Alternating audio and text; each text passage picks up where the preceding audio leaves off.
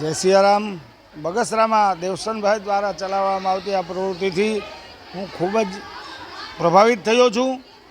નાના માણસો માટે અત્યારે સમય કાઢવો અને નાના માણસોની પ્રગતિ થાય એવું વિચારવું એ એકદમ તંદુરસ્ત વિચારો છે અને એ વિચારો દેવસનભાઈમાં જોયા. દેવસનભાઈ અત્યારના પેન્ટ શર્ટમાં એક સંત દેખાઈ રહ્યા છે. એમની પ્રવૃત્તિને ખૂબ ખૂબ ધન્યવાદ. આપણા બધાની ફરજ બને છે કે આ પ્રવૃત્તિને વેગ આપવા માટે જેટલો આપી શકાય એટલો સહયોગ આપવો જોઈએ.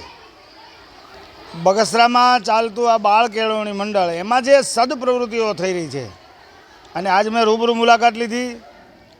સરાણીયા જ્ઞાતિના બધા વાલીઓને મળ્યો.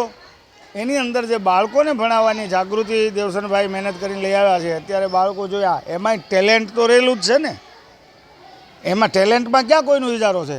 એટલે એ બાળકોને જોઈને અંદરથી રાજીપો વ્યક્ત કરું છું. એ સમાજના દરેક વાલીઓને કરબદ્ધ પ્રાર્થના કરું છું કે તમારા બાળકો વધુમાં વધુ શિક્ષણનો લાભ લે અને પોતાના પગભર થાય.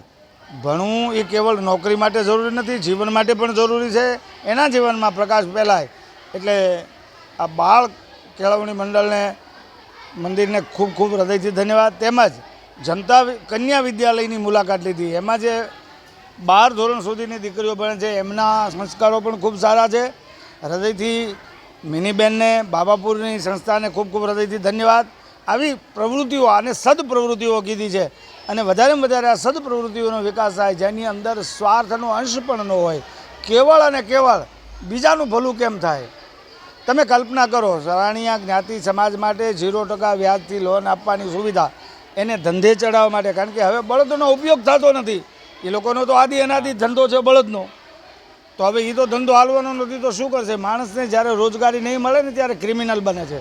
એટલે સૌથી પહેલી જવાબદારી છે એને રોજગાર આપો. માણું બાજરો આપશો તો દળીને ખાઈ જશે, પણ માણું બાજરો એને વાવતા શીખવાડી દો, આખા જિંદગીનો અનાજ થઈ જાય. એટલે આપ બધાને કરબદ્ધ પ્રાર્થના કે આ પ્રવૃત્તિઓને ખૂબ ખૂબ વેગ મળે અને ખૂબ વિકાસ થાય. જય સિયારામ.